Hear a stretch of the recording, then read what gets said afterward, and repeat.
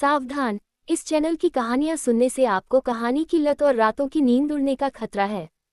कृपया हेडफोन लगा लें, वरना आपके घरवाले समझेंगे कि आप सच में किसी दूसरी दुनिया में पहुंच गए हैं।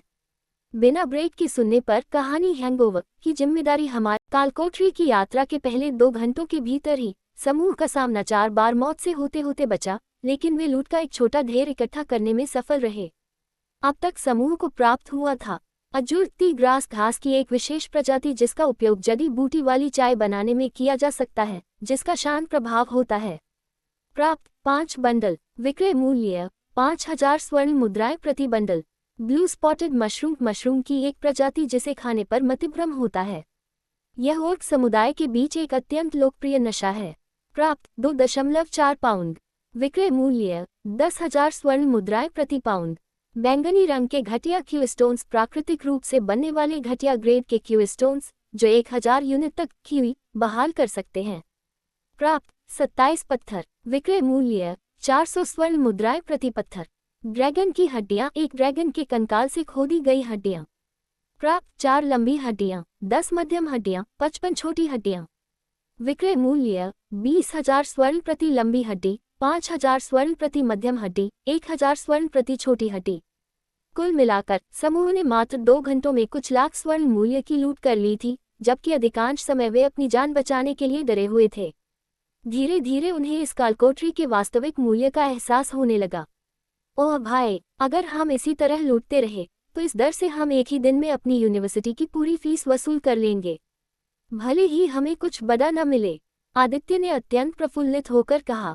आदित्य जीवन भर बहुत गरीब रहा था और यह पहली बार था जब वह इतनी जल्दी इतनी अधिक धनराशि कमा रहा था, जिससे उसके मस्तिष्क में डोपामाइन का जबरदस्त संचार हो रहा था। उसने खुशी में अपने पैर थपथपाए और जब वह हंसा तो उसकी पहले से ही छोटी आंखें और छोटी हो गईं। बाकी समूह ने उसे देखकर ठंडी आह भरी। आरवी एक राजकुमारी थी। भले ही एक छात्रा के रूप में उसके पास पैसे सीमित थे, फिर भी वह काफी अमीर थी और उसे कुछ लाख स्वर्ण कमाने की कोई खास परवाह नहीं थी। अधिकांश खजानों की खोज उसी ने की थी, क्योंकि वह प्रकृति की वनस्पतियों और जीवों के बारे में बहुत अच्छी जानकारी रखती थी। अगर यह बाकी तीनों पर निर्भर होता तो वे नीले धब्बे वाले मशरूम और उसी तरह के दिखने वाले दूसरे जहरीले मशरूम के बीच अंतर नहीं कर पाते। माया भी जन्म से एक राजकुमारी थी और हालांकि वह ये नहीं मानती थी कि कुछ लाख स्वर्ण कम है, लेकिन वह ऐसी व्यक्ति नहीं थी जिसे सामान्य रूप से सांसारिक धन की चिंता हो। उसके लिए भले ही उसके पास बिल्कुल पैसा न हो, वह तब भी खुश रह सकती थी अगर वह ये जानकर सोए कि उसके सारे दुश्मन मर चुके हैं और आरव दूसरी महिलाओं के साथ चक्कर नहीं चला रहा है। जहां माया और आरवी ने आदित्य की गरीब मानसिकता के कारण आह भरी, वहीं आरव ने उसकी कम महत्वाकांक्षा को देखकर आह भरी।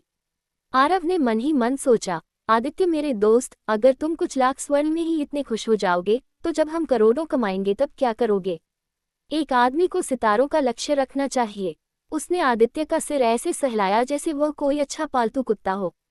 आह, कितना अच्छा दिन है। आदित्य ने खजानों से भरी ऊंची प्रकृति के बीच घिरे रहने के सुखद एहसास का आनंद लेते हुए कहा। ही।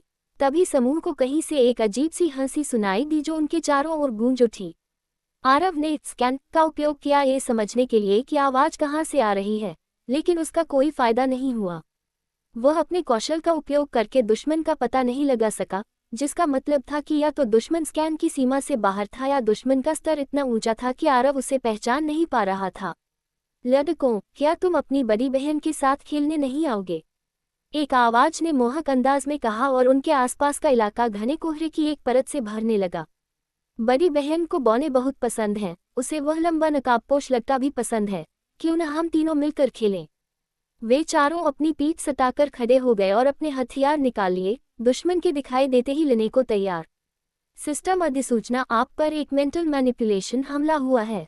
सिस्टम अधिसूचना, आपका मध्यवर्ती मेंटल मैनिपुलेशन रेजिस्टेंस हमले को रोकता है। खचाक 1200। ओह, आरव के मुंह से कराह निकली क्योंकि माया ने उसके पैर में खंजर घोंप दिया था। आरव लंगड़ाते हुए उससे दूर हटा और उस पर चिल्लाना चाहता था, लेकिन उसने देखा कि माया की सामान्य सुंदर लाल आंखें धुंधले भूरे रंग में बदल गई थीं। वह समझ गया कि वह एक भ्रम के वश में है। एक एक करके उसके तीनों दोस्त धुंधली आंखों के साथ उसकी ओर मुड़े।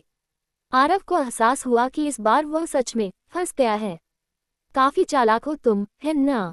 हाँ हाँ हाँ, खैर मुझे जरूरत से ज्यादा स्मार्ट लोगों की कोई जरूरत नहीं है, तुम सीधे नरक में जा सकते हो।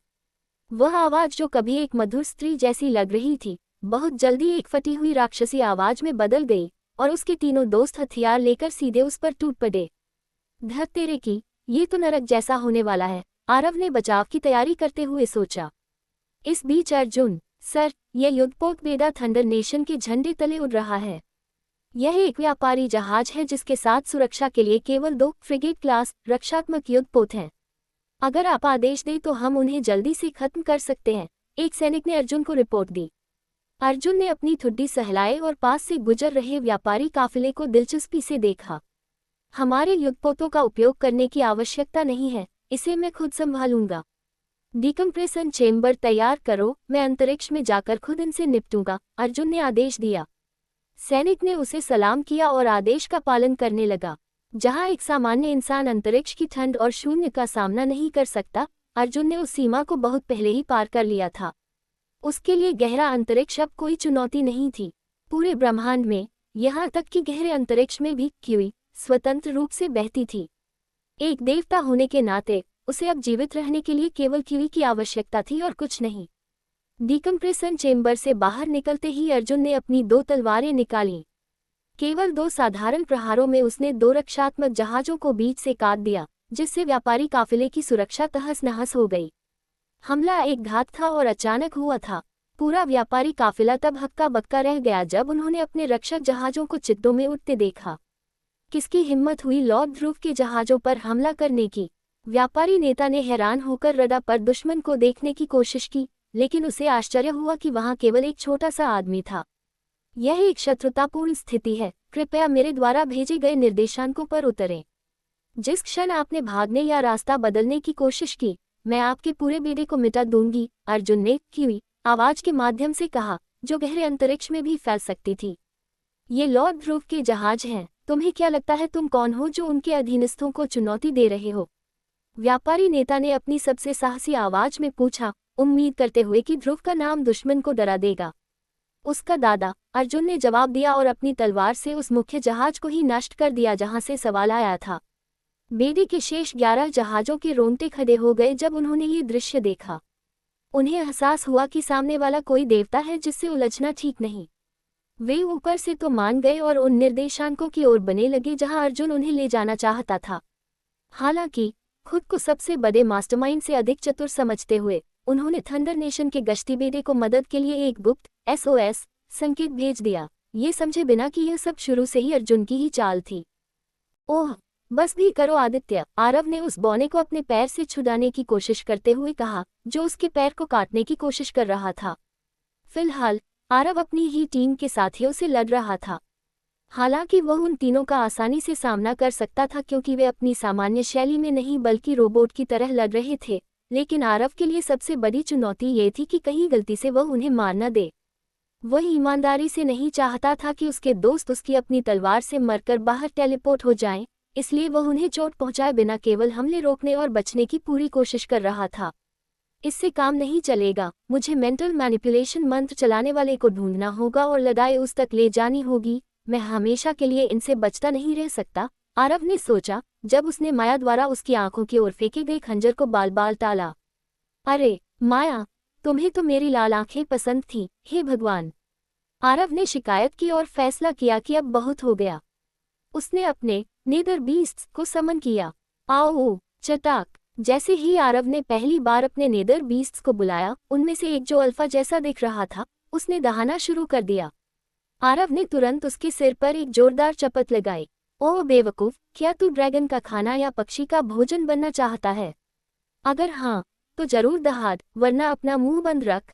आरव ने उस जीव को डांटा और वह अपने मालिक के गुस्से को देखकर धीरे से कुकवाने लगा। 450 सत्यानाश हो आरवी, आरव ने अपने कवच से तीर निकालते हुए कहा। हालांकि आरव ने उस समय ध्यान नहीं दिया, लेकिन तीर उसके शरीर से बिल्कुल साफ बाहर आया था। उस पर खून का एक कतरा भी नहीं था, जबकि उसने उसकी खाल को थोड़ा छील दिया था। यह उसके मध्यवर्ती रक्तस्राव प्रतिरोध और तेजी से सुधरते शारीरिक गठन के कारण था। तुम तीनों इस बौने के साथ खेलो और काटना मत। तुम में से 10 बिखर जाओ और इस मानसिक हेरफेर के स्रोत को ढूंढो, बाकी तुम लोग उन पर तब झपटो जब वे कोई हमला करने वाले हों, आरव ने नेदर बीस्ट्स को आदेश देते हुए कहा। तुरंत नेदर बीस्ट्स आरव के निर्देशों के अनुसार फैल गए और अचानक आरव के लिए स्थिति को संभालना बहुत आसान हो गया। 3 बड़े और शक्तिशाली नेदर बीस्ट्स ने आदित्य को पूरी तरह खिलौना बना दिया। उन्होंने उसके हाथ से तलवार गिरा दी और जब भी वह खड़े होने की कोशिश करता, वे उसे जमीन पर लुका देते। आखिरकार उन्होंने उसे जमीन पर दबोच लिया और तीनों उसके ऊपर बैठ गए ताकि वह हिल न सके। आदित्य ने अपने छोटे हाथ पैर मारने की बहुत कोशिश की लेकिन सब बेकार था। आरवी और माया को भी अब मुश्किलों का सामना करना पड़ रहा था, यहाँ तक कि उन्होंने आरव को छोड़ दिया और पहले नेदर बीस्ट्स को मारने पर ध्यान केंद्रित किया। आह, गंदे जीव, मुझसे दूर हटो। तभी आरव को अपने दक्षिण की ओर कुछ 100 मीटर दूर से एक चिल्लाहट सुनाई दी। वह तुरंत उस दिशा की ओर भागा जहां से आवाज आई थी। नेदर बीस्ट्स ने अपना लक्ष्य ढूंढ लिया था, मानसिक हेरफेर मंत्र चलाने वाला एक खतरनाक आई डेमन। आई डेमन लेवल 220 की प्रजाति अपनी मानसिक शक्तियों के लिए जानी जाती है। यह आमतौर पर अकेले रहना पसंद करती है और अपने विकृत व्यवहार के लिए कुख्यात है। इसकी शारीरिक क्षमताएं अत्यंत कमजोर मानी जाती हैं। आरव ने उस तैरती हुई आंख को देखा और उम्मीद में अपनी उंगलियां चटकाईं। तुम वैम्पायर, मुझसे दूर रहो, करीब मत आना, आइडेमन ने आरव से दूर उड़ने की कोशिश करते हुए कहा, लेकिन लेवल 220 होने के बावजूद वह बहुत धीमा था। आरव ने लापरवाही से अपने हाथों में ब्लड स्कर घुमाया और सही मौके का इंतजार करते हुए आइडेमन पर इस तरह प्रहार किया कि उसकी आंख का केवल ऊपरी सिरा छिल जाए। 2200 आइडेमन दर्द से कराह उठा। आरव जानता था कि आइडेमन्स की आंखों में बहुत सारी तंत्रिकाएं होती हैं और उनकी आंख पर मामूली सी खरोंच भी उन्हें नर्व जैसा दर्द देती है। अगर यह केवल आरव पर निर्भर होता तो वह कभी भी इसे नहीं ढूंढ पाता, क्योंकि ये जीव स्कैन और नग्न आंखों से छिपने में माहिर होते हैं। लेकिन यह आरव के नेदर बीस्ट से अपनी राक्षसी दुर्गंध नहीं छिपा सका और पका गया। तुम्हारी हिम्मत कैसे हुई मेरे दोस्तों को गुलाम बनाने की, आरव ने कहा और आइडेमन पर कूद पड़ा। उसने उसे जमीन पर पटका और बेरहमी से उसे कुचलना शुरू कर दिया। सक माय बॉलर्स, स्टूपिड डेमन बिच, आरव ने हर शब्द के साथ आए डेमन पर एक दर्दनाक प्रहार किया, जिससे उसकी आंख खून से लाल हो गई और बुरी तरह क्षतिग्रस्त हो गई। अंततः आरव ने उसे इतनी जोर से कुचला कि वह आंख फूट गई और उसमें से तरल पदार्थ रिसने लगा। सिस्टम अधिसूचना, आपने एक वाइल्ड जोन के भीतर टियर 3 आइडेमन नाविक को मार दिया है। चूंकि आपने डार्क गुट के एक सदस्य को मारा है, इसलिए अनुभव इनाम बढ़ गया है 7000 एक्सपी। सिस्टम टिप्पणी, तुम्हारी क्रूरता की कोई सीमा नहीं है। जब आरव को पुष्टि मिल गई कि दानव मर चुका है, तो उसने रुककर अपने कुत्तों को सीटी बजाकर बुलाया। वह उनमें से एक पर सवार हुआ और उसे वापस माया और आरवी के पास ले जाने को कहा। माया और आरवी मंत्र के प्रभाव से मुक्त होने के बाद काफी भ्रमित दिख रही थी। अपने चारों ओर इतने सारे नेदर बीस्ट्स देखकर वे थोड़ा घबरा गईं। बेवकूफ कुत्तों, मेरे ऊपर से हटो। मैं आदित्य हूँ, ध्रुव का पुत्र। अगर तुम नहीं हटे तो मैं तुम्हारी लाशों पर बिजली गिराकर उन्हें राख बना दूंगा। आदित्य ने धमकी दी, लेकिन उसकी धमकियों का कोई फायदा नहीं हुआ, क्योंकि कुत्तों ने जवाब में अपने पिछले हिस्से को उसकी पीठ पर और भी आराम से टिका दिया। मुझ पर अपनी पूंछ मत रख दो, मूर्ख कुत्ते। ओह आरव, शुक्र है तुम यहाँ हो। इन कुत्तों को मुझसे दूर करो, आदित्य ने कहा। आरव उसकी हालत देखकर मन ही मन हंस पड़ा। कुत्तों को वापस बुलाते हुए आरव ने समूह के चेहरे के हाव भाव देखे और उन्हें संक्षेप में बताना शुरू किया कि अभी क्या हुआ था। समूह ये जानकर थोड़ा हैरान था कि वे एक आइडेमन द्वारा गुलाम बनाए गए थे और नियंत्रित किए जा रहे थे, लेकिन उससे भी अधिक वे ये देखकर दंग थे कि 25 खूंखार टियर 2 नेदर बीस्ट्स आरव के हर आदेश का पालन कर रहे थे। जहां आरव ने उनमें से 22 को वापस भेज दिया, उसने एक को आदित्य की सवारी के लिए रखा और 2 को आगे की स्काउटिंग के लिए। समूह ने कड़वा सबक सीखा था कि आरव का स्कैन आने वाले खतरों का पता लगाने की गारंटी नहीं देता, इसलिए अब उन्होंने सुरक्षा की एक अतिरिक्त परत के रूप में नेदर बीस्ट्स को शामिल कर लिया था। इस कालकोठरी में हम बहुत कमजोर हैं, माया ने कहा। उसे माइंड कंट्रोल के वश में होकर आरव पर हमला करने के लिए शर्मिंदगी महसूस हो रही थी। हाँ, माफ करना माँ रावण, तुम्हारे बिना हमारा काम तमाम हो जाता, आरवी ने कहा, और उसे माया से एक सख्त घूरती नजर मिली, क्योंकि वह आरव का असली नाम लेने ही वाली थी। मुझे तुम्हारे कुत्ते पसंद नहीं हैं, ये महकते हैं, आदित्य ने चिड़चिड़े होकर कहा, जबकि वह अपनी इच्छा के विरुद्ध उसी बदबूदार कुत्ते पर सवार था। खतरा आने पर भागने के मामले में आदित्य बहुत धीमा था, इसलिए समूह ने उसे माउंट पर चलाने के पक्ष में मतदान किया था और इस तरह वह इस स्थिति में फंस गया था। अर्र रर्र आगे चल रहे शिकारी कुत्ते ने गुर्राना शुरू किया, जो समूह को संकेत था कि आगे कुछ गड़बड़ है। आरव ने तुरंत स्कैन का उपयोग किया और पाया कि कुछ मनुष्य आगे चल रहे हैं। आरव ने कहा, इंसान या वह कोई अन्य दो पैरों वाली प्रजाति। उसे एहसास हुआ कि वे कोई अन्य प्रजाति भी हो सकते हैं। आरवी ने अपना कवच कसा और अपने दो सबसे शक्तिशाली तीर निकाले। उसने उन्हें पकड़ के रूप में इस्तेमाल किया और अत्यंत चपलता के साथ पास के एक पेड़ पर चढ़ गई। वाह! आदित्य ने आरवी को चढ़ते हुए देखकर टिप्पणी की और फिर अपनी छोटी बाहों को देखा। वह सोच रहा था कि क्या वह भी ऐसा कर सकता है। आरवी पेड़ की चोटी पर पहुंच गई और उसने पाया कि आगे बढ़ रहा समूह कोई और नहीं बल्कि उनके अपने अकादमी के सहपाठी थे। ये 5 छात्रों का एक समूह था, जिसमें फरिश्ता, फेरियल और जादूगर जेरेफ शामिल थे।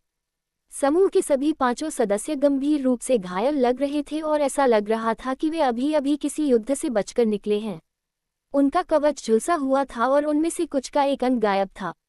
आरवी केवल यही अंदाजा लगा सकती थी कि एक शक्तिशाली ड्रैगन ब्रेथ ने उन्हें राख कर दिया था। जल्दी से नीचे उतरते हुए आरवी ने कहा, वे हमारे प्यारे सहपाठी फेरियल और उसकी टोली है। ऐसा लगता है कि वे एक ड्रैगन से लड़े हैं और अपनी दुम दबाकर जान बचाकर भागे हैं। हम उन पर हमला कर सकते हैं और उनकी लाशों से वह सब कुछ लूट सकते हैं जो उन्होंने अब तक हासिल किया है। आरवी की आवाज में एक अजीब सी ठंडक थी जब उसने ये सुझाव दिया, और स्वाभाविक रूप से सभी की निगाहें आरव की ओर मुड़ गईं। हालांकि समूह में कोई निश्चित शक्ति संरचना नहीं थी, लेकिन आरव द्वारा बार बार अपनी विश्वसनीयता साबित करने के कारण मानसिक रूप से हर कोई उसे ही अपना नेता मानने लगा था। आरव ने एक पल के लिए फेरियल और उसकी टोली पर हमला करने के बारे में सोचा और इसके फायदे नुकसान का आंकलन किया। आरव अपने सहपाठियों के साथ अनावश्यक दुश्मनी नहीं चाहता था, लेकिन अवसर इतना अच्छा था कि उसे छोड़ा नहीं जा सकता था। इसलिए आरव ने फैसला किया कि एक फरिश्ते को नाराज करने के जोखिम पर भी वह उनके पास मौजूद खजाने के लिए ईमानदारी से लड़ना चाहता है। हम हमला करेंगे, लेकिन समझदारी से। हम घात लगाकर हमला करेंगे और सबसे पहले फेरियल को मारेंगे। मुझे यकीन है कि अगर बात बिगड़ी तो हम बाकी लोगों से निपट लेंगे, आरव ने कहा और अपने दिमाग में योजना बनाने लगा कि वास्तव में घात कैसे लगाया जाए। अपने नेदर बीस्ट को सीटी बजाकर बुलाते हुए आरव ने उसके पेट पर एक छोटा सा कट लगाया ताकि खून की एक धारा लगातार बहती रहे। उसने उस जीव को निर्देश दिया कि वह जल्दी से लेकिन गुप्त रूप से दुश्मन समूह के चारों ओर एक चक्कर लगाए। आरवी, तुम पैरों पर रहो, सबसे पहले फेरियल के गले को निशाना बनाना। माया, तुम धमाके वाले खंजर से उनका ध्यान भटकाओ, सबसे अच्छा होगा कि तुम फेरियल का सिर ही उड़ा दो। और आदित्य, आरव ने आदेश देते समय बीच में रुककर उत्सुक आदित्य को देखा और सोचा कि वह भला क्या कर सकता है। नेदर बीस्ट पर सवार होकर युद्ध में कूदो और तबाही मचाओ, आरव ने आखिरकार कहा, और आदित्य एक आदिम वानर की तरह अपना सीना पीटने लगा। Death circle. जैसे ही आरव को लगा कि खून का घेरा पूरा हो गया है, उसने अपनी चाल डेथ सर्कल का उपयोग किया और फेरियल के समूह को पूरी तरह से अचंभित कर दिया। अचानक मेरा हर सेकंड 2 HP कम होने लगा है। क्या हो रहा है? मेरा भी HP गिर रहा है। क्या मुझे जहर दिया गया है? क्या मेरा खून बह रहा है? हर कोई अपने शरीर की जांच करने लगा कि अचानक उनका HP क्यों गिरने लगा है। इसी व्याकुलता की स्थिति में माया ने फेरियल की गर्दन को निशाना बनाकर एक घातक खंजर फेंका। घात! फेरियल चिल्लाए और बाल बाल माया के हमले से बची, लेकिन उसकी बदकिस्मती थी कि खंजर उसके कान के पास ही फट गया। हालांकि वह बच गई, लेकिन विस्फोट ने उसे जमीन पर गिरा दिया और उसके कानों में असहनीय दर्द होने लगा। 1750 खचाक, 4500 क्रिटिकल हिट। जैसे ही फेरियल नीचे गिरी और दर्द में अपने कान पकड़ने लगी, आरवी ने तुरंत एक तीर छोड़ा। वह तीर उसकी गर्दन के आर पार निकल गया और फेरियल की मौत हो गई। मुहाहाहाहा! आदित्य एक जंगली की तरह हंसा और नेदर बीस्ट पर सवार होकर युद्ध में कूद पड़ा। उसने एक बिना हाथ वाले छात्र के पेट में वार किया जिससे 1200 का नुकसान हुआ। तीर, खंजर और कई शिकारी कुत्तों ने चारों दिशाओं से समूह पर बेरहमी से हमला किया। आरव लापरवाही से हाथ में ब्लड स्कर लिए युद्धस्थल पर पहुंचा।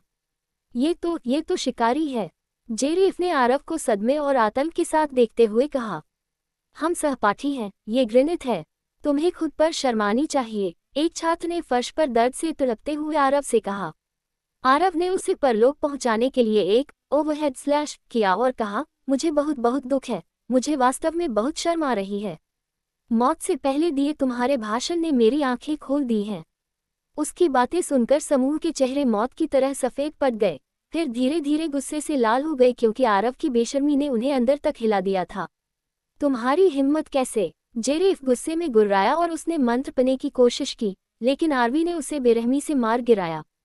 हिम्मत कैसे क्या? मैंने पहले ही तुम लोगों पर हमला करने का फैसला कर लिया था, अब हम दुश्मन हैं। तुम्हारे मरने से पहले मुझसे बात करने का क्या मतलब है? बस चुप रहो और अपनी सांसें कालकोठरी के बाहर रियूनियन सेशन के लिए बचा कर रखो। वहां तुम जितना चाहो उतना चिल्ला सकते हो, आरव ने जेरेफ का सिर धड़ से अलग करते हुए कहा। ड ड ड ड ड आदित्य ने बोलने की कोशिश की, लेकिन उसकी जुबान लखा रही थी। आरव ने उसका सिर थपथपाया और अपने दोस्त को शांत करने की कोशिश की, लेकिन 20 सेकंड के लगातार बफरिंग के बाद आरव ने उसके लिए वाक्य पूरा करने का फैसला किया। हाँ, ड्रैगन का अंडा। ओ ला ला ला, आदित्य खुशी से सीटी बजाते हुए चिल्लाया, जिससे बाकी 3 सदस्यों को छोटा सा दिल का दौरा पड़ गया। आरव ने तुरंत स्कैन का उपयोग किया ताकि ये देख सके कि उस मूर्ख ने किसी हवाई हमले को तो आकर्षित नहीं कर लिया है। जाहिर तौर पर फेरियल का समूह किसी तरह ड्रैगन का अंडा चुराने में सफल रहा था। हालांकि उनके लिए दुर्भाग्य की बात यह थी कि इससे पहले कि वे ठीक से ठीक हो पाते और फिर से संगठित होते, आरव के समूह ने उन्हें ढूंढ लिया और तब उन पर हमला किया जब वे सबसे कमजोर स्थिति में थे। हरे ड्रैगन का अंडा, अज्ञात लिंग का एक हरे ड्रैगन का अंडा। इसे पालतू के रूप में अपनाया जा सकता है। उन्होंने इसे किसी के साथ बांधा क्यों नहीं? आरवी ने पूछा। उसे समझ नहीं आ रहा था कि अंडा प्राप्त करने के तुरंत बाद उन्होंने इसे क्यों नहीं बांधा। अगर इसे बांधा जा सकता था, वे शायद इसे बेचना चाहते थे और लूट को बराबर बांटना चाहते थे। उस समूह में हमारे जैसा घनिष्ठ तालमेल नहीं था। वैसे हरे ड्रैगन के अंडे कभी कभी 100 मिलियन स्वर्ण मुद्राओं से अधिक में बिकते हैं, इसलिए यह बहुत कीमती खजाना है। लेकिन हम जानते हैं कि इसकी सबसे ज्यादा जरूरत किसे है, माया ने कहा और आदित्य की ओर देखा, जो ड्रैगन के अंडे को गले लगा रहा था और उस पर अपनी दाढ़ी रगड़ रहा था। सब इसके पक्ष में हैं? आरव ने पूछा और उन तीनों ने अपना हाथ उठाकर अपनी मंजूरी दे दी। ठीक है आदित्य, तुम आगे बढ़ो और इसे बांध लो, आरव ने मुस्कुराते हुए कहा। आदित्य इस बात से हैरान रह गया। वह मूर्ख नहीं था, वह जानता था कि ड्रैगन के अंडे अविश्वसनीय रूप से कीमती होते हैं, इसलिए उसे वास्तव में उम्मीद नहीं थी कि समूह उसे यह सौंप देगा। दोस्तों, मैं नहीं कर सकता, उसने कहा। अब उसकी आवाज़ उसके पुराने स्वरूप जैसी लग रही थी, न कि उस कार्टून बॉने जैसी जो वह हाल ही में बन गया था। बिल्कुल तुम कर सकते हो, आरवी ने मुस्कान के साथ कहा, जबकि आरव और माया ने भी सहमति में सिर हिलाया। आदित्य की आंखों में आंसू आ गए। उसने अपने अंगूठे पर एक छोटा सा चीरा लगाया और ड्रैगन के अंडे पर खून टपका दिया। जैसे ही उसका खून सिजलिंग लगा, एक सिस्टम नोटिफिकेशन ने उससे पूछा कि क्या वह अंडे को बांधना चाहता है। आदित्य ने हाथ पर क्लिक किया और अंडा तुरंत उसके सोल स्पेस में स्थानांतरित हो गया, जहां उसे पालतू सवारी के स्थान पर रखा गया था। थैंक यू दोस्तों, उसने भावुक होकर कहा और उसकी आंखों से आंसू बहने लगे। ये ड्रैगन का अंडा उसके लिए उससे कहीं अधिक मायने रखता था जितना कि बाहर वाले कभी समझ सकते थे। अपना शरीर ठीक से लेने की क्षमता और अपना आत्मविश्वास खोने के बाद यह एकमात्र तरीका था जिससे वह खुद को युद्ध क्षमता वाला देख सकता था, एक ड्रैगन मास्टर बनकर। माया ने चुपके से आरव का हाथ दबाया और एक दुर्लभ मुस्कान दी, जबकि आरवी ने उन दोनों को गले लगा लिया क्योंकि वह भी आंसू नहीं रोक सकी। धीरे धीरे ये समूह उसे दोस्तों के बजाय एक परिवार जैसा महसूस होने लगा था। यह इन निस्वार्थ क्षणों के कारण ही था जहां समूह ने स्वार्थ के बजाय एक दूसरे का ख्याल रखा कि वे बंद आंखों से भी एक दूसरे पर भरोसा कर सकते थे। मैं वादा करता हूँ, मैं तुम सबके लिए एक एक ड्रैगन का अंडा लाऊंगा। भले ही हम इस कालकोठरी से और अंडे न पा सके, मैं कड़ी मेहनत से पैसे कमाऊंगा और तुम लोगों का यह एहसान चुकाऊंगा, आदित्य ने भावुक होकर कहा। ओह, आराम से भाई, यहाँ कोई एहसान नहीं है, और तुम्हारी नाक से गंदगी बह रही है, ये घिनौना है, आरव ने कहा। आदित्य ने उसे अपनी दाढ़ी में पोंछ लिया और कहा, गले मिलना। बाकी तीनों ने उसकी गंदी दाढ़ी की ओर देखा और एक साथ जवाब दिया, नहीं शुक्रिया। हालांकि ड्रैगन का अंडा निस्संदेह मुख्य लूट थी, समूह को कुछ छोटी बड़ी वस्तुएं भी मिली जिनकी कुल कीमत लगभग 5 लाख स्वर्ण मुद्राएं थी। कुल मिलाकर यह एक बुरा सौदा नहीं था। मुझे आश्चर्य है कि उन्होंने इसे कैसे चुराया होगा, आरवी ने कहा जब समूह ने अपनी यात्रा जारी रखी। आरवी, जो जंगल में टियर 3 के प्राणियों का सामना करने से भी डरती थी, ये समझ नहीं पा रही थी कि कोई वास्तव में एक असली ड्रैगन का अंडा चुराने में कैसे सफल हुआ। हालांकि आरव को इसका सटीक उत्तर नहीं पता था, लेकिन वह जानता था कि अगर अवसर मिला तो वह खुद भी ड्रैगन का अंडा चुराने की कोशिश जरूर करेगा, भले ही यह बेहद जोखिम भरा हो। इस बीच अर्जुन मुस्कुराया जब उसने देखा कि 2 Tier 6 के देवता 5 डिस्ट्रॉयर श्रेणी के जहाजों और 17 फ्रिगेट्स के बेड़े के साथ उस व्यापारिक समूह को बचाने आए हैं जिसे उसने बंधक बना लिया था। तो मूर्खों ने चारा खा लिया है, उसने कहा। वह व्यापारिक जहाज के ठंडे बाहरी हिस्से पर आराम से बैठा था और दुश्मन को तेज गति से आते हुए देख रहा था। ये थंडर नेशन की सीमा गश्ती टीम है। तुम चारों तरफ से घिर चुके हो, अभी आत्मसमर्पण कर दो और तुम्हें निष्पक्ष सुनवाई की गारंटी दी जाएगी। विरोध करोगे तो खत्म कर दिए जाओगे। अंतरिक्ष में एक जोरदार आवाज गूंजी, जिस पर अर्जुन ने जम्हाई लेते हुए प्रतिक्रिया दी। तो टर्मिनेटर यहाँ आ गए। या उसने तालियां बजाते हुए कहा। दुश्मन ने अर्जुन की पहचान जांचने की कोशिश की लेकिन असफल रहे। मैं गॉड वसीम हूँ, डुमाकन ग्रह का देवता। मेरे साथी प्रभु, अभी आत्मसमर्पण कर दें, मैं व्यक्तिगत रूप से आपके अपराध के लिए कम जुर्माने की गारंटी दूंगा। थंडर नेशन बेवजह देवताओं को अपना दुश्मन नहीं बनाता। मुझे यकीन है कि हमारे जहाज़ों पर हमला करने का आपका कोई कारण रहा होगा, लेकिन हम इस उल्लंघन को जाने नहीं दे सकते। एक युद्धपोत के अंदर से आवाज आए और अर्जुन ने जवाब में सिर हिलाया। वह व्यक्ति दयालु लग रहा था और अर्जुन को लगभग पछतावा महसूस हुआ कि वह उसे मारने वाला है, लेकिन चूंकि दूसरे पक्ष ने उसे सम्मान दिखाया था, इसलिए उसने उसे एक मौका देने का फैसला किया। तुम एक दयालु व्यक्ति हो, अभी अपने जहाज के साथ वापस लौट जाओ और जीवित रहो। 100 मीटर और आगे आए तो मारे जाओगे, अर्जुन ने अपनी अंतिम चेतावनी देते हुए कहा। वसीम को बेचैनी महसूस हुई। अर्जुन का आत्मविश्वास असाधारण था और उसके व्यवहार से वसीम जानता था कि यह कोई झांसा नहीं है। वापस मुड़ो, वसीम ने निर्णायक रूप से कहा, क्योंकि उसने अपनी अंतरात्मा की आवाज सुनने का फैसला किया। प्रभु, उसके आदमियों ने सवाल किया, उन्हें यकीन नहीं था कि ऐसा करना सही है या नहीं। मुड़ो, वसीम ने गुस्से में कहा और सैनिकों ने आदेश का पालन किया। वसीम ने अपने दांत पीस लिए, उसे डरपोक जैसा महसूस हो रहा था। हालांकि अगले ही पल उसने जो हमला देखा, उसने उसे एहसास करा दिया कि यह उसके जीवन का सबसे अच्छा निर्णय था। केवल एक अत्यंत शक्तिशाली तलवार के प्रहार से व्यापारिक जहाज के ऊपर खड़े व्यक्ति ने एक साथ 4 डिस्ट्रॉयर श्रेणी के जहाजों और 17 फ्रिगेट श्रेणी के जहाजों को नष्ट कर दिया, साथ ही जहाज के भीतर मौजूद देवता को भी गंभीर रूप से घायल कर दिया। वसीम का दिल गले तक आ गया जब उसने उस सुनहरे बालों वाले लड़के को अपनी ओर देखते हुए शांति से मुस्कुराते हुए देखा। वह सोचने लगा कि थंडर नेशन ने आखिर किस तरह के राक्षस को उकसाया है और क्यों। इस बीच जब से नैन्सी ने अपने सिर पर वह दिखावटी ताज पहना था, उसका जीवन बिल्कुल भी आसान नहीं रहा था। पिछले 3 दिनों से वह अपने बच्चे के जीवन की रक्षा के लिए साथी ड्रैगन कुलों के खिलाफ लगातार युद्ध लड़ रही थी। निम्न श्रेणी के ड्रैगनों ने मानव रूप में उसकी गुफा में घुसकर उसके बच्चे को चुराने की कोशिश की, लेकिन सतर्क नैन्सी ने उन्हें सूंघ लिया और जलाकर राख कर दिया। अभी केवल 3 दिन ही हुए थे, लेकिन उसके सिर पर ताज का बोझ बेहद भारी महसूस हो रहा था क्योंकि वह पिछले 80 घंटों से एक पल के लिए भी नहीं सोई थी। मेरे बच्चे, स्वस्थ होकर बड़े होना, उसने सोचा, जब वह अपनी गर्माहट से अपने अंडे को से रही थी। उसकी कोख से सटा हुआ वह छोटा सा अंडा उसे वह सारी शक्ति और साहस दे रहा था जिसकी उसे जरूरत थी। जैसे ही नैन्सी ने नींद की एक झपकी लेने के बारे में सोचा, उसे फिर से अपनी गुफा में किसी घुसपैठिए के आने का एहसास हुआ। ये गुफा बहुत अंधेरी है, मुझे नहीं लगता कि कोई ड्रैगन यहाँ रहेगा। डार्कवुड के एक स्काउट ने खुद से बुदबुदाते हुए ये पता लगाने की कोशिश की कि क्या अंधेरी गुफा के अंदर जीवन के कोई संकेत हैं। गुफा के अंदर दृश्यता शून्य थी और पास में कोई रोशनी वाली चीज या मंत्र न होने के कारण स्काउट को जानकारी जुटाने के लिए अपनी आंखों के बजाय अन्य इंद्रियों का उपयोग करने के लिए मजबूर होना पड़ा। आमतौर पर ड्रैगन की गुफा के प्रवेश द्वार पर खून की तेज गंध होती थी। ऐसा इसलिए था क्योंकि भेड़ियों और शेरों जैसे छोटे जानवरों के विपरीत, जो मूत्र और मल से अपने क्षेत्र को चिन्हित करते थे, ड्रैगन अपने दुश्मनों के खून से अपना इलाका चिन्हित करते थे। पुख्ता होने के लिए उस आदमी ने एक स्कैन मंत्र का उपयोग किया। हालांकि उसका टियर 2 मंत्र नैन्सी जिसे गॉड टियर ड्रैगन का कभी पता नहीं लगा सकता था। मुझे लगता है यहाँ कोई नहीं है, उस आदमी ने कहा और आसपास देखकर पुष्टि की कि वहाँ जीवन का कोई संकेत नहीं है। उसने अपना रास्ता जारी रखने से पहले वही पेशाब करने का फैसला किया। ड्रैगन की सांस।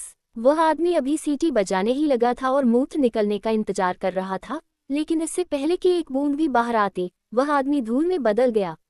नैन्सी ने गुस्से में उस आदमी के अवशेषों की ओर देखा और अपना सिर वापस रखकर आंखें बंद कर लीं।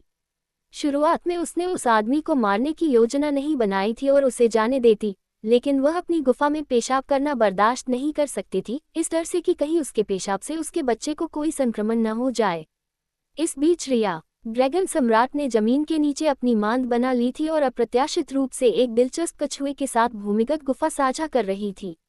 वह कछुआ बहुत शांतिप्रिय था और एक नज़र में ही रिया के रेड ड्रैगन वाले छलावरण को पहचान गया था, जिसका अर्थ था कि उसकी पहचान साधारण नहीं थी।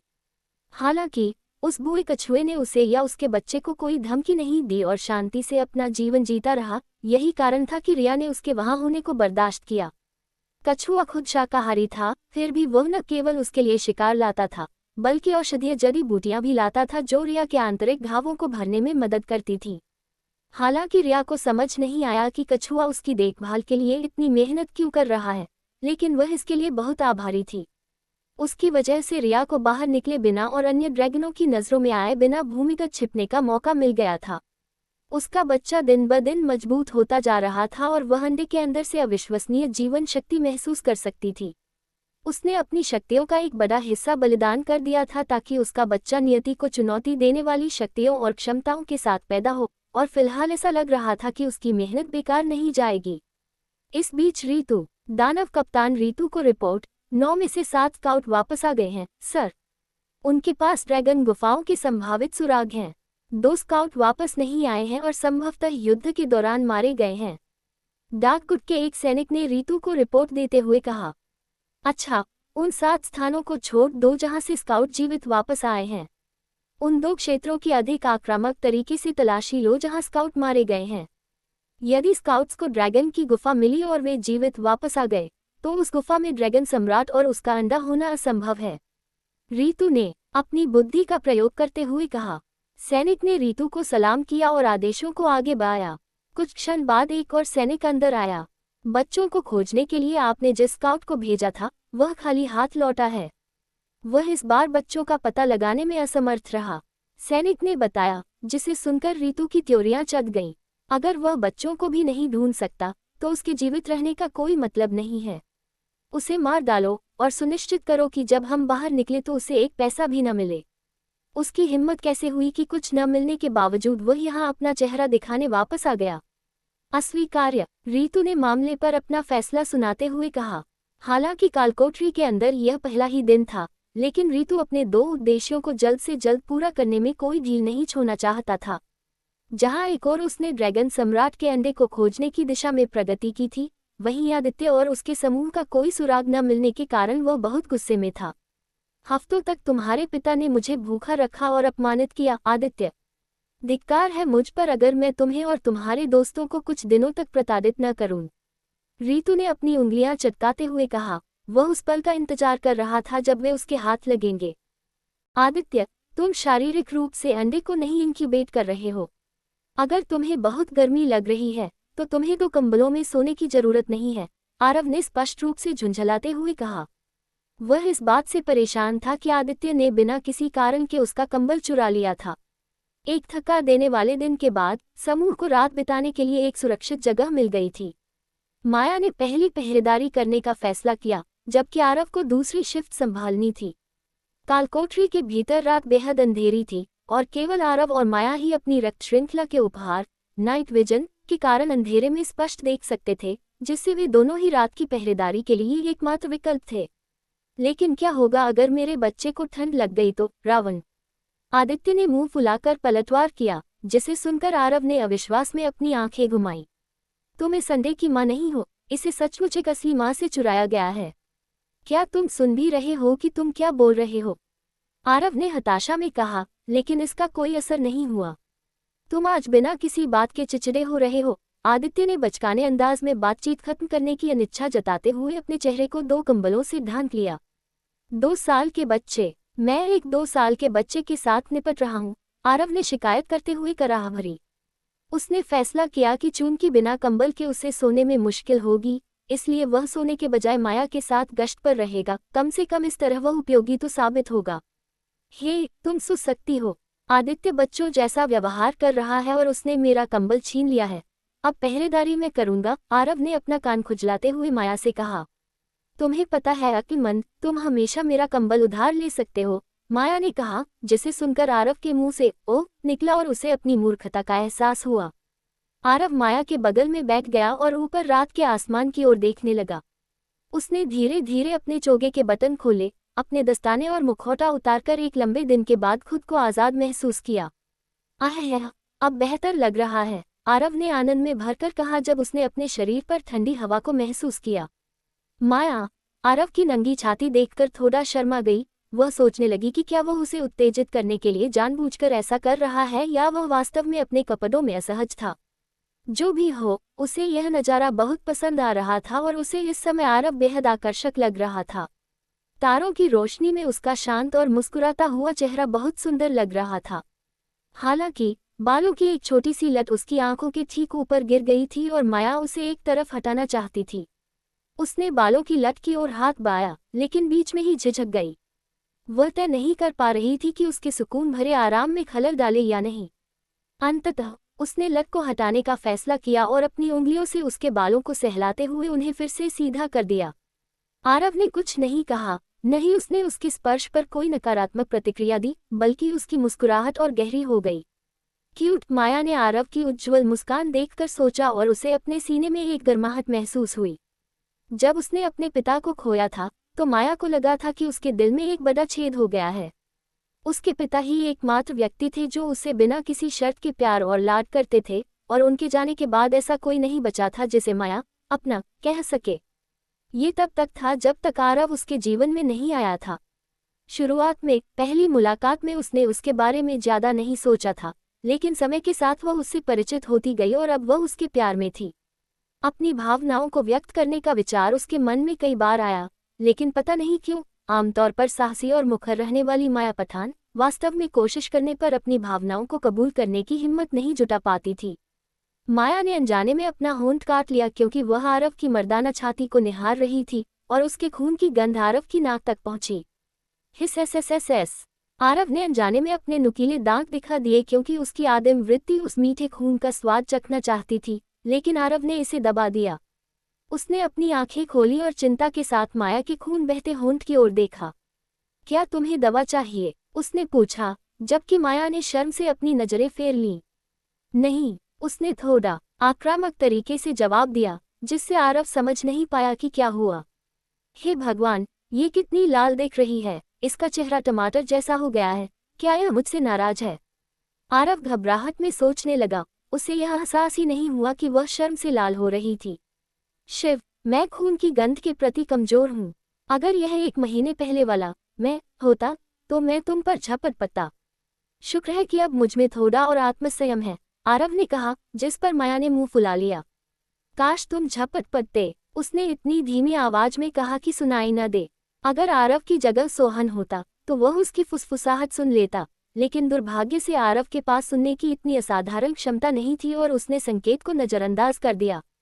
वैसे रात बहुत खूबसूरत है, आरव ने माया के कंधे पर अपना हाथ रखते हुए कहा और आसमान में तारों की ओर इशारा करते हुए आकृतियां बनाने लगा। माया भी इस खेल में शामिल हो गई और आरव के करीब होने पर खुशी महसूस करते हुए मुस्कुराने लगी।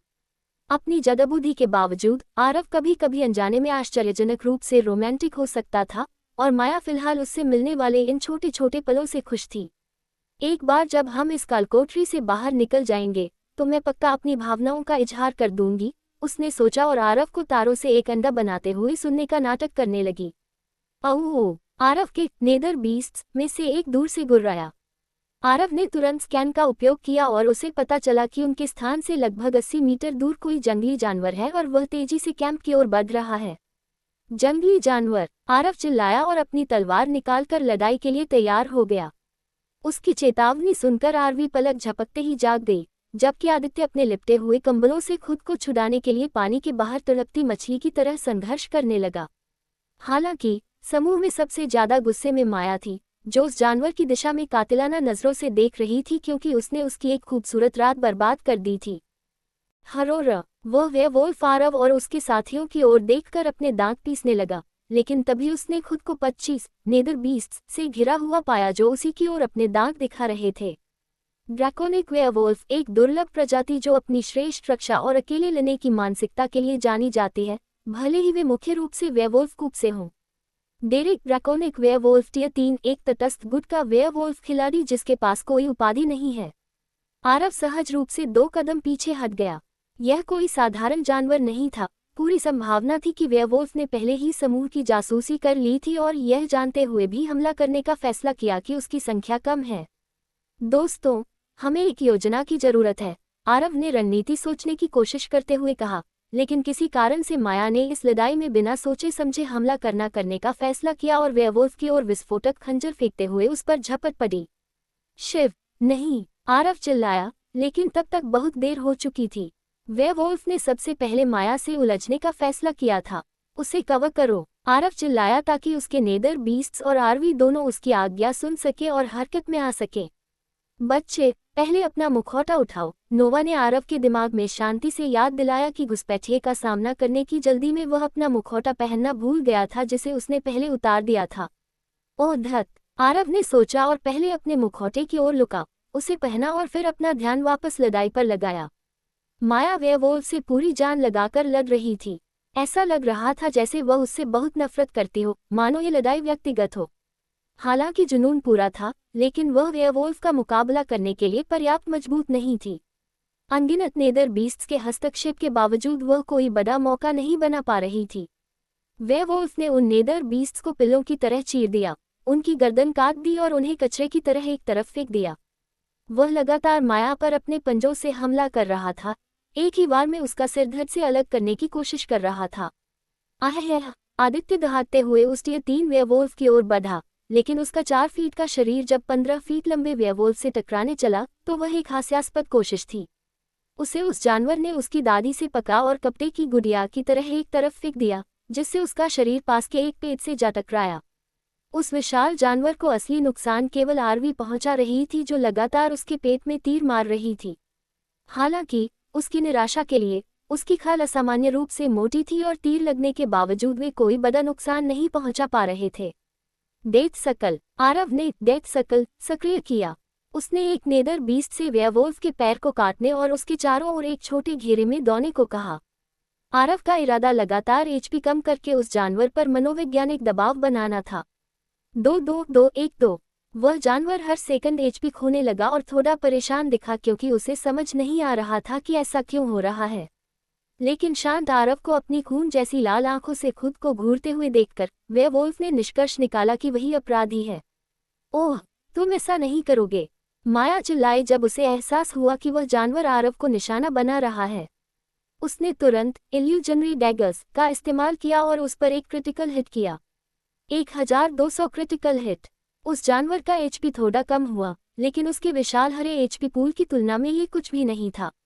समूह को अंततः वास्तविकता का एहसास हुआ कि एक क्रिटिकल हिट के साथ भी वे केवल 1200 का नुकसान पहुंचा पाए थे। अब उस जानवर के आत्मविश्वास का कारण समझ में आया। जब उसकी रक्षा इतनी मजबूत थी तो वह अकेले लेने का साहस क्यों न करता। मेरे साधारण तीर केवल 125 का नुकसान दे रहे हैं, मुझे पावर एरो और एलिमेंटल एरो का उपयोग करना होगा, लेकिन उन्हें कीवी से भरने में समय लगेगा, तब तक तुम्हें खुद को संभालना होगा, आरवी चिल्लाए। आरव ने उस महिला की ओर देखकर अपनी आंखें घुमाई। आरवी, यह एक वेयरवुल्फ है, यह इंसानी भाषा समझ सकता है। जाओ, हमारी रणनीति और भी जोर से चिल्लाओ। आरव ने ताना मारते हुए उस जानवर पर फायर ब्लास्ट का इस्तेमाल किया। 550 ग्ररा, वेयरवुल्फ ने उसकी ओर देखते हुए गुर्राया। आरव ने उन बदसूरत दांतों को देखकर अपना दिल बैठते हुए महसूस किया, इसलिए उसने वही किया जो कोई भी डरा हुआ व्यक्ति करता। 550 550 550 550। आरव ने अंधाधुंध तरीके से अपने सभी 5 फायर ब्लास्ट शॉट एक के बाद एक चला दिए, जिससे वेयरवुल्फ बुरी तरह डर गया। चूंकि उसके फायर ब्लास्ट मंत्र दिन भर के लिए खत्म हो गए थे, इसलिए उसे मजबूरी में फायरबॉल का सहारा लेना पड़ा, जिससे केवल 70 का मामूली नुकसान हुआ। इस व्याकुलता का फायदा उठाते हुए माया ने वेयरवुल्फ के ब्लाइंड स्पॉट से उस पर कूदने की कोशिश की और उसकी रीढ़ पर 2 खंजर दे मारे। 2300 critical hit. 2300 critical hit. Werewolf ने माया को अपनी पीठ से उतारने के लिए अपने शरीर को जोर से झटका दिया और फिर अपना सिर माया में दे मारा, जिससे वह जमीन पर गिर गई। इसके बाद वह सीधे आरव की ओर बढ़ा। आरव जानता था कि तलवारबाजी में उस जानवर से जीतने की उसकी संभावना न के बराबर है। उस जानवर की गति और माया की गति में जमीन आसमान का अंतर था, और माया तो खंजर चलाने वाली थी। यदि आरव जैसा तलवारबाज ये सोचता कि वह अपने लंबे हथियार से उस पर प्रहार कर पाएगा, तो यह आत्मघाती और काल्पनिक सोच होती। आरव जानता था कि उसके पास केवल एक ही चाल है जो इस जानवर से प्रभावी ढंग से निपट सकती है, क्योंकि आखिर वह वेयरवुल्फ होने के बावजूद एक नर वेयरवुल्फ ही था। आओ, आरव ने ब्लडस्कर को कसकर पकड़ते हुए कहा और वेयरवुल्फ की कूदने का इंतजार करने लगा। आरव ने एक नीचे की स्थिति अपनाई, जिससे ये भ्रम हुआ कि जानवर के कूदते ही वह नीचे से हमला करेगा। इसी कारण वेयरवुल्फ ने कूदने से ठीक पहले अपना रास्ता बदला और ऊंची छलांग लगाने के बजाय आरव की ओर सीधे टकराने के लिए नीचे से छलांग लगाई। आरव ने अपनी तलवार गिरा दी और जानबूझकर अपनी पीठ के बल जमीन पर लेट गया। वेयरवुल्फ की गति उसे आगे ले गई और वह आरव के ठीक ऊपर से गुजरा। जमीन पर उतरते ही वेयरवुल्फ ने मुड़ने की कोशिश की, लेकिन खुद को असमर्थ पाया। उसे एहसास हुआ कि आरव ने उसके शरीर के एक बहुत ही संवेदनशील अंग को पकड़ लिया है, उसके बॉल क्रशिंग। आरव ने उस नर वेयरवुल्फ के गुप्त अंग को एक भयानक दबाव के साथ नष्ट कर दिया, ठीक वैसे ही जैसे उसके गुरु चेतन ने उसे सिखाया था। वेयरवुल्फ के पूरे शरीर में असहनीय दर्द की लहरें दौड़ गईं। 12,600 क्रिटिकल हिट। वह जानवर दर्द से दहाड़ उठा। उसे महसूस हुआ कि उसके दोनों अंडकोश कुचले जा चुके हैं और आंतरिक अंगों को जीवन भर के लिए नुकसान पहुंचा है। साथ ही उसका एचपी खतरनाक ऑरेंज जोन में गिर गया। सिस्टम नोटिफिकेशन, आपका दुश्मन असहनीय दर्द के कारण 5 सेकंड के लिए पैरालाइज्ड हो गया है। वह जानवर दर्द के मारे फर्श पर झुक गया। आरव ने एक झटके में उसे शरीर से अलग करने की कोशिश की। आरवी, अब तुम्हारे पास मौका है, तीर चलाओ, आरव चिल्लाया। ठीक समय पर आरवी ने एक शक्तिशाली क्यूई से भरा तीर सीधा वेयरवुल्फ की आंख से होता हुआ उसके दिमाग में उतार दिया। 15,000 क्रिटिकल हिट। यह एक चमत्कारिक शॉट था, जो केवल इसलिए संभव हो पाया क्योंकि जानवर हिल नहीं पा रहा था। इसी के कारण समूह को एक टियर 3 जानवर पर असंभव लगने वाली जीत मिली। सिस्टम नोटिफिकेशन, आपने जंगल के क्षेत्र में वेयरवुल्फ जाति के एक तटस्थ टियर 3 खिलाड़ी डेरेक को मार गिराया है। चूंकि विरोधी खिलाड़ी आपसे एक टियर ऊपर है, इसलिए अनुभव इनाम बढ़ा दिया गया है। 15,700 एक्सपी, 1,430 गोल्ड जोड़ 2 उच्च गुणवत्ता वाली वेयरवुल्फ खाल।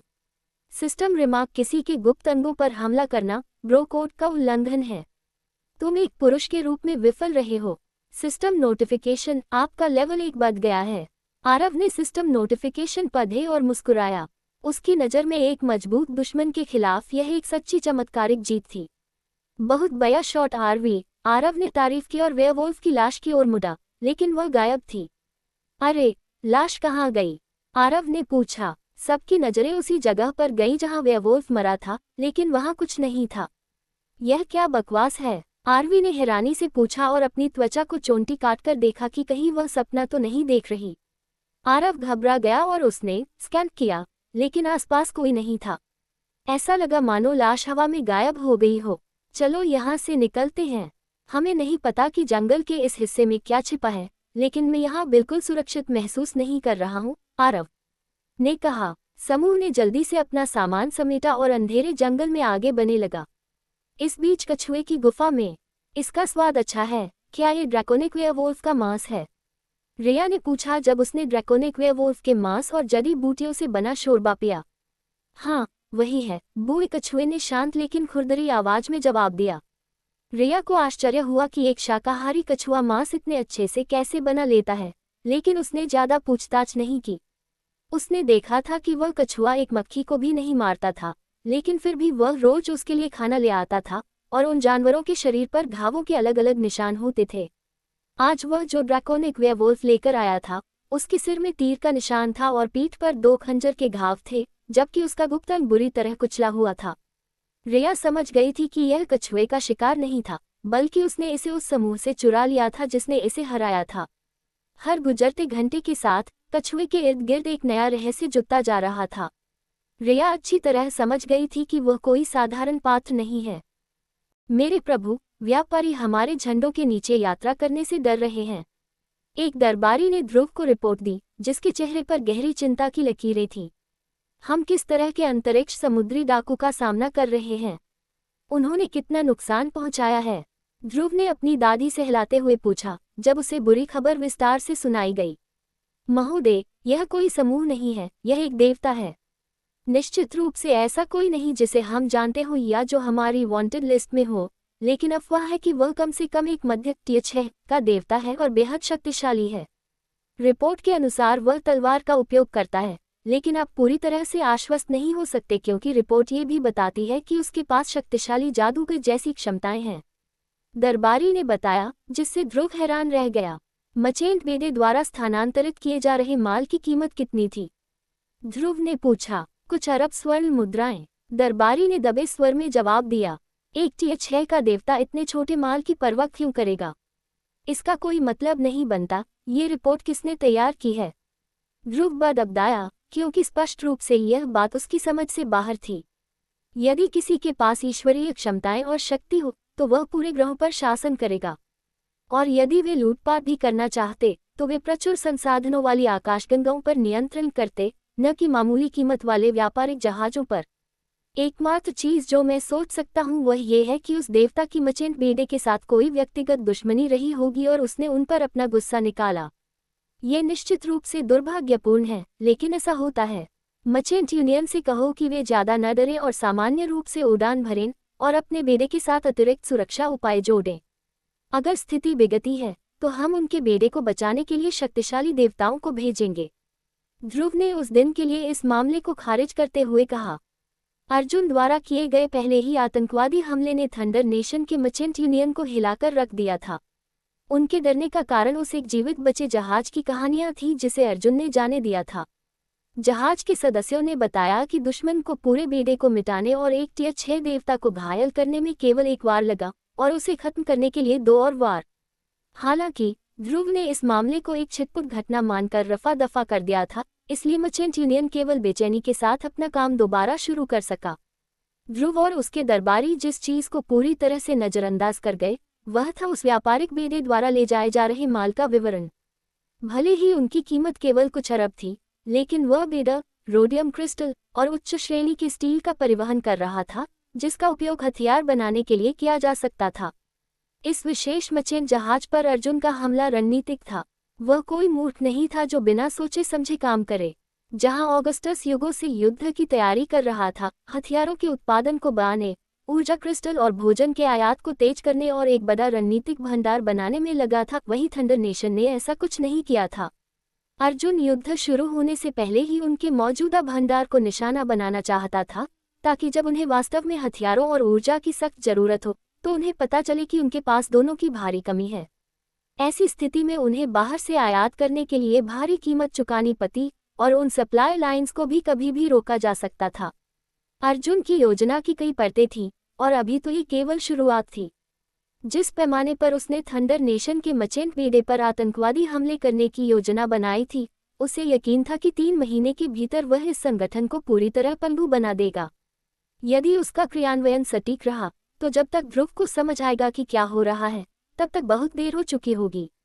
इस बीच ऋतु, मेरे स्वामी, वही गुफा है, एक अधीनस्थ ने कांपती आवाज में कहा और उस गुफा की ओर इशारा किया जहां संदेह था कि ड्रैगन रानी अपने अंडे के साथ आराम कर रही है।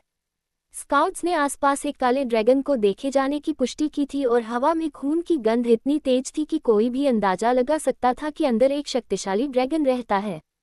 ऋतु का शुरुआती अंदाजा सही था। शुरुआती खोज के दौरान मारे गए 2 स्काउट्स वाली दिशाएं ही तलाश के लिए सबसे अच्छी साबित हुई।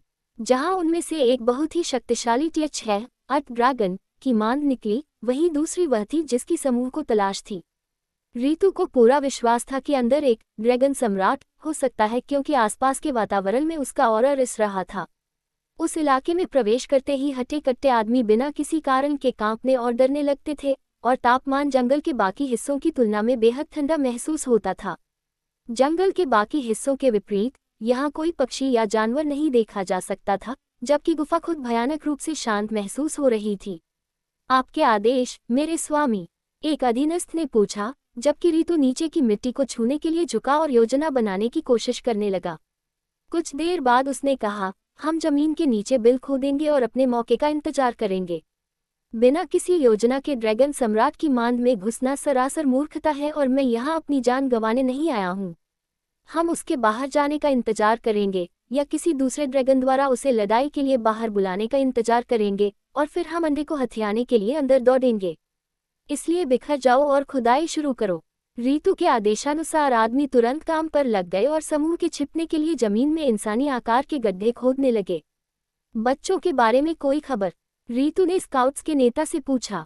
उस व्यक्ति ने अपना सिर हिलाया और कहा, अभी तक तो नहीं, लेकिन दूसरे दिन के अंत तक हमारे पास कुछ सुराग जरूर होंगे। रीतु स्पष्ट रूप से गुस्से में था, लेकिन उसने अपने क्रोध पर काबू पाया। उसने स्काउट लीडर के कंधे थपथपाए और कहा, उम्मीद है कि तुम सही हो, क्योंकि अगर तुम दिन के अंत तक मेरे लिए कोई ठोस खबर लेकर नहीं आए तो मैं तुम्हें बाहर देखूंगा। इस बीच आरव बिना किसी आराम के एक रात बिताने के बाद कालकोठरी के अंदर समूह का दूसरा दिन शुरू हो गया था। शुक्र है कि आरव और माया केवल रक्त का सेवन करके अपनी सहनशक्ति वापस पा सकते थे और इतनी कम नींद वाली परिस्थितियों में भी अच्छी तरह से काम कर सकते थे। अपने साथ ब्लड बैग की प्रचुर आपूर्ति लाने के कारण वे दोनों लगभग 100% तक ठीक हो गए थे, बस थोड़ी सी मानसिक थकान बाकी थी। आरवी और आदित्य थोड़े संघर्ष कर रहे थे, उनके काम और बातें स्पष्ट रूप से सुस्त लग रही थीं। आरव समझ गया था कि अगर समूह को पूरी कार्यक्षमता के साथ कालकोठरी की तलाशी जारी रखनी है तो उन्हें दोपहर की नींद की सख्त जरूरत होगी। हालांकि फिलहाल उन्होंने कठिन विरोधियों से बचते हुए अपनी लूटपाट जारी रखी। शक्तिशाली जीवों से भरे इस विशाल ब्रह्मांड में केवल टियर 2 होना काफी बुरा लगता था। कहा जाता था कि हर जीव टियर 0 पर पैदा होता है। ये सबसे निचले स्तर का कचरा था जो सबसे कमजोर प्रजातियों का भी जन्मसिद्ध अधिकार था। टियर 1 एक वयस्क इंसान की ताकत के बराबर था। कोई भी अपने जीवनकाल में बिना किसी प्रयास के टियर 1 की ताकत तक पहुंच सकता था। ये वह स्तर था जहां ब्रह्मांड की विशाल आबादी आमतौर पर अटकी रहती थी। टियर 2 मूल रूप से उस सीमा के समान था जहां तक एक सामान्य इंसान बिना क्यूई के पहुंचने का सपना देख सकता था। यह आंतरिक ऊर्जा मास्टर्स और मार्शल आर्टिस्ट्स द्वारा प्राप्त किया गया स्तर था जो किसी को ताकत के ऐसे कारनामे करने में मदद कर सकता था जो एक आम आदमी कभी नहीं कर पाता। फिर भी ब्रह्मांड के वास्तविक शक्तिशाली लोगों की तुलना में ये बहुत ही साधारण स्तर था। एक टियर 2 खिलाड़ी, चाहे वह किसी भी जाति या लिंग का हो, भोजन, पानी और ऑक्सीजन जैसी बुनियादी जरूरतों के मामले में काफी साधारण था। ये सब तब बदल जाता था जब कोई टियर 3 के दायरे में कदम रखता था। एक टियर 3 खिलाड़ी जीवन रक्षक स्थितियों पर बहुत कम निर्भर हो जाता था और अपने शरीर को चलाने के लिए क्यूई पर अधिक निर्भर रहने लगता था। हालांकि यह 100% विकल्प नहीं था और टियर 3, 4, 5 में भी भोजन की आवश्यकता होती थी, लेकिन जैसे जैसे स्तर बढ़ता था निर्भरता काफी कम हो जाती थी। कोई व्यक्ति बिना भोजन के हफ्तों या महीनों तक आसानी से रह सकता था। यदि आरव और उसके दोस्त टियर 3 होते तो आज उन्हें आराम की कमी से इतनी परेशानी नहीं होती। दोस्तों देखो, वह तरन फल है, आरवी ने उत्साह से कहा और कुछ मीटर दूर एक पेड़ से लटके फल की ओर इशारा किया। आरव ने हैरानी से फल की ओर देखा और यह समझने के लिए उसका निरीक्षण किया कि यह इतना खास क्यों है। तरन फल, ये फल एक दुर्लभ खजाना है जो इसका सेवन करने वाले को बहुत अधिक अनुभव देता है। एक एक्सपी फल, आरव ने उलझन में कहा। उसने पहले कभी अनुभव देने वाले इन फलों के बारे में नहीं सुना था। ये बहुत खतरनाक फल है। हालांकि यह अनुभव देता है, लेकिन जिस पेड़ पर यह लटकता है वह वास्तव में एक ड्रॉइड है। जब आप इस पर चढ़ने की कोशिश करेंगे तो यह संभवतः अपनी शाखा के वार से आपको मार डालेगा, आरवी ने हंसते हुए कहा। आदित्य, जो पेड़ पर चने की तैयारी कर रहा था, उसने तुरंत यू टर्न लिया जैसे कि उसका कभी चने का इरादा ही न रहा हो। माया ने उस नाजुक दिखने वाली टहनी की ओर एक खंजर फेंका जिसने फल को पकड़ रखा था, लेकिन उसके आश्चर्य का ठिकाना नहीं रहा जब खंजर टहनी से ऐसे टकराया जैसे वह धातु की हो और बिना कोई नुकसान पहुंचाए गिर गया। यह क्या? आदित्य चौंक गया कि वह हरी और नर्म दिखने वाली टहनी वास्तव में इतनी शक्तिशाली थी। शाखा मजबूत है, इसे तोड़ना आसान नहीं है जब तक कि आप इसे जला न दें। इसलिए माँ, मेरा मतलब है रावण, कृपया आप ये शुभ कार्य करें, आरवी ने डर के मारे पीछे हटते हुए कहा, क्योंकि उसने गलती से आरव का असली नाम लगभग बोल ही दिया था। हालांकि माया ने उसे मैं तुम्हें मार डालूंगी वाला लुक दिया, लेकिन उसने वास्तव में उसे मारा नहीं। आरव ने फायरबॉल मंत्र का उपयोग करके फल को पके हुए टहनी में आग लगा दी। ममम जज, पेट गुनगुनाया जैसे ही उसकी टहनी जलकर राख हो गई और फल जमीन पर गिर गया। पेट के पहले के चिकने तने पर छोटे छोटे कांटे दिखाई देने लगे। शुक्र है कि यह ड्रॉइड अभी चल नहीं सकता, वरना हम बड़ी मुसीबत में पड़ जाते, आरवी ने कहा और फल उठाने के लिए नीचे झुकी। लेकिन जैसे ही वह फल उठाने वाली थी, उसे महसूस हुआ कि हवा का एक झोंका उसके पास से गुजरा। इससे पहले कि वह उसे पकड़ पाती, फल जमीन से गायब हो चुका था। दोस्तों, ये फिर से हुआ, फल चला गया, वह गायब है। मैं इसे उठाने के लिए बस झुकी ही थी, लेकिन यह मेरी उंगलियों के बीच से गायब हो गया। यह क्या हो रहा है? आरवी ने घबराते हुए कहा। बाकी समूह भी अचानक सतर्क हो गया कि यह कैसे हो सकता है। उन सभी ने हवा का झोंका महसूस किया था, लेकिन उनमें से कोई भी किसी की छाया तक नहीं देख पाया जो इतनी तेजी से फल चुराकर भाग गया हो। फर्श की ओर देखो आरव, धूल में पैरों के निशान हैं। मुझे तो ये कछुए के पैर लग रहे हैं, नोवा ने आरव के दिमाग में कहा। आरव ने नीचे देखा तो मिट्टी पर कछुए के पैरों जैसे पैटर्न का हल्का निशान मिला। दोस्तों, इन पदचिन्हों को देखो। हालांकि मुझे यकीन नहीं है कि ये हमारे आने से पहले यहाँ थे या ताज़ा हैं, लेकिन मुझे लग रहा है कि कोई कछुआ हमारी लूट चुरा रहा है, आरव ने जमीन की ओर इशारा करते हुए कहा। नहीं नहीं, रावण, ये स्पष्ट रूप से एक टॉटवास है, कछुओं के पैर नहीं होते, आदित्य ने तर्क दिया। युनुनजाओ कछुओं के होते हैं, डेफ्री कछुओं के होते हैं, मैवेरी कछुओं के होते हैं। तुरंत आरवी, माया और आरव ने कछुओं की उन प्रजातियों के नाम लिए जिनके पैर होते थे।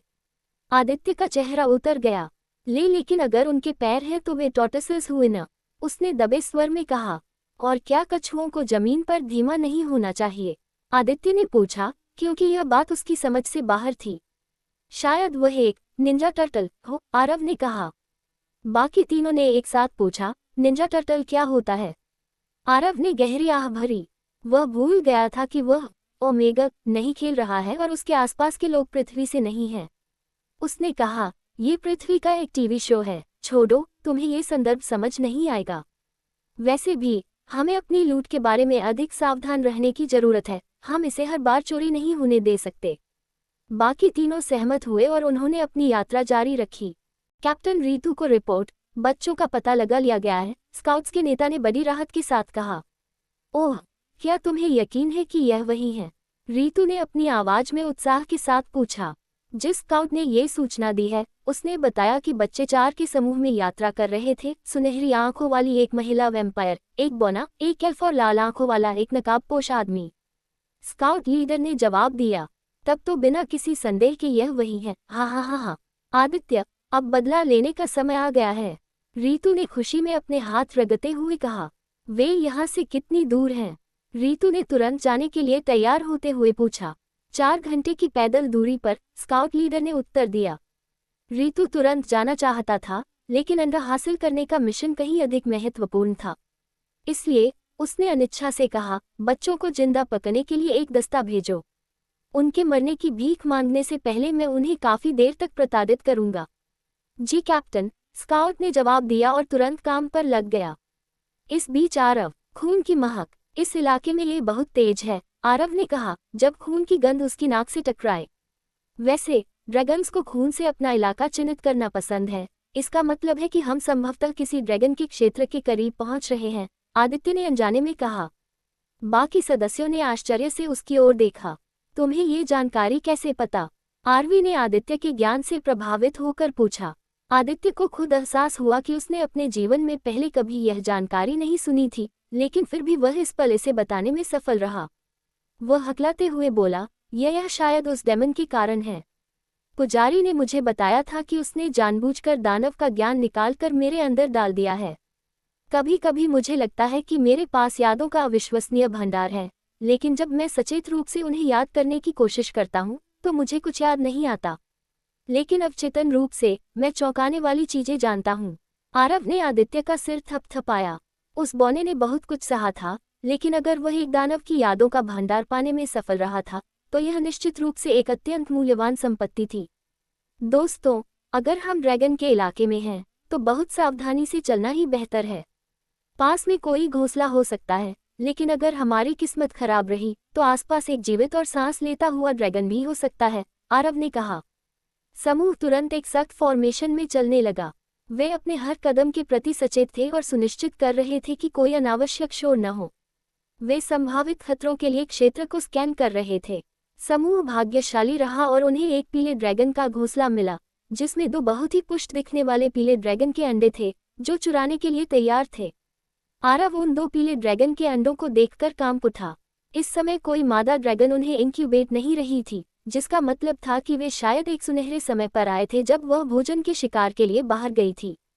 आरव ने पक्का करने के लिए क्षेत्र को स्कैन किया और वास्तव में पास में कोई मादा ड्रैगन नहीं थी। पीले ड्रैगन के अंडे, हम इन्हें चुरा सकते हैं, आरव ने अपनी आवाज में अनिश्चितता के साथ कहा और पुष्टि के लिए अपने साथियों की ओर देखा। उस समय हर किसी ने एक रोमांच महसूस किया। ये समूह के लिए स्वर्ग से भेजा गया अवसर था, क्योंकि वे 2 ड्रैगन अंडे उतनी ही आसानी से चुरा सकते थे जितना कि किसी मुर्गी के डब्बे से अंडे उठाना। हमें इन्हें चुरा लेना चाहिए। अगर हम इस अवसर का लाभ नहीं उठाते हैं तो हम साहसी नहीं हैं, आरवी ने अपनी आवाज में दृढ़ विश्वास के साथ कहा। वह लालच भरी नजरों से अंडों को देख रही थी। ठीक है, फिर चलो करते हैं, माया ने एक दुर्लभ मुस्कान देते हुए कहा और अपने खंजरों को मजबूती से पकड़ लिया। ठीक है, लेकिन ये मिलेंगे किसे? आदित्य ने पूछा। चूंकि उसके पास पहले से ही एक ड्रैगन अंडा था, उसे इसकी जरूरत नहीं थी। लेकिन अगर ये 2 अंडे समूह के पास आ जाते तो केवल एक सदस्य ही बिना अंडे के रह जाता।